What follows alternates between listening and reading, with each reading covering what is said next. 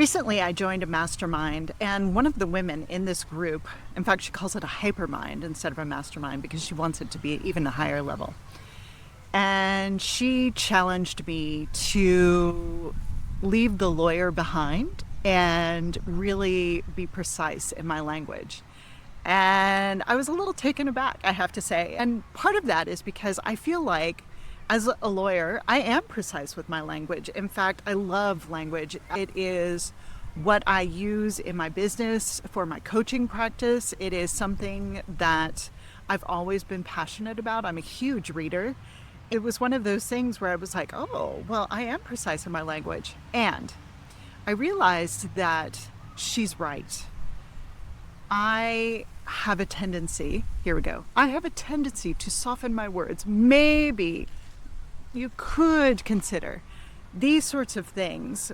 And part of this comes from training because as a lawyer, there are very few absolutes. And I know that there are very few absolutes. It depends on what you need to say. It depends on the circumstance. And we went through our entire career in law school learning that the law begins to shade the further and further away you get from that one clear example. And things become less and less clear. And there are no guarantees because truthfully, you know, if you've practiced for any period of time, that even when you feel like the law is 100% on your side, if you're at a jury trial, you don't know how it's going to go. Even when you have a judge, you don't know what you're going to get. And so this is one of those circumstances where we know for sure that there is no 100% guarantee. I know is that I do have this training to hedge my language. And I also have an inclination because I don't necessarily think in absolutes. In fact, I'm always open to more information for good or for ill.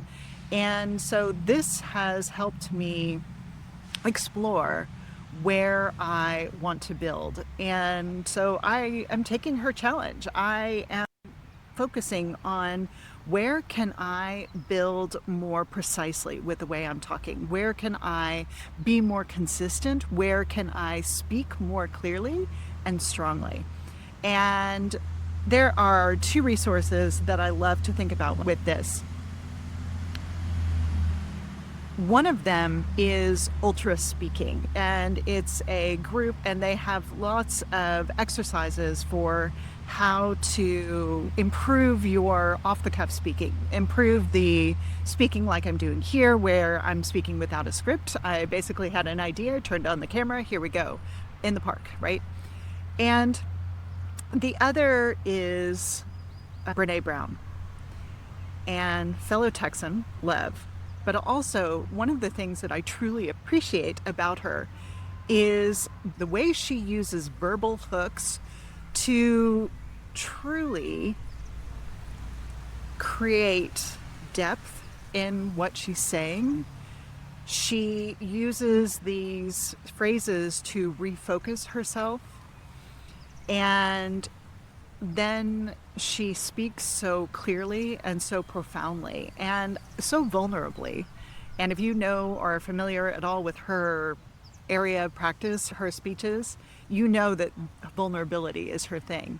And so she has this ability to really take these hooks, like, what I really want you to know is, and then she says it so clearly and so beautifully. And so this is what I want more of in my life.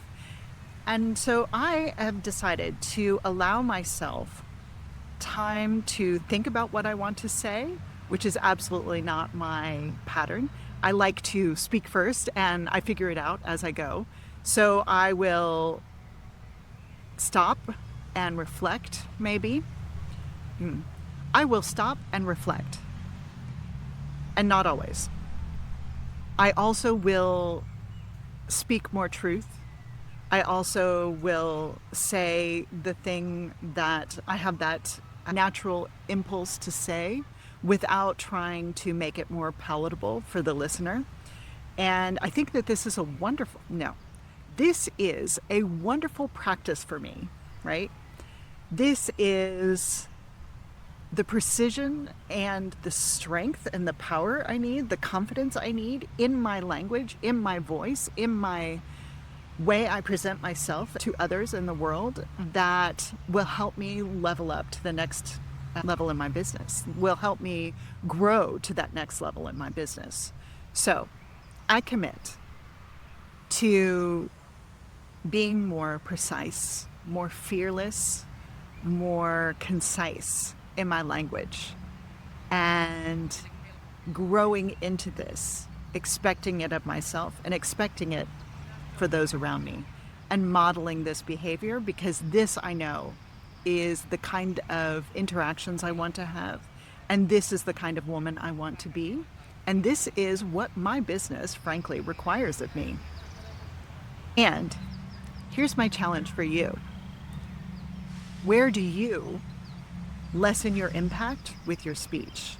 What do you do that you would like to either cut out or expand into that will help you deliver your communication more clearly, more honestly, and more vulnerably? All right. Thank you. I hope you enjoyed, and happy lawyering. Bye-bye.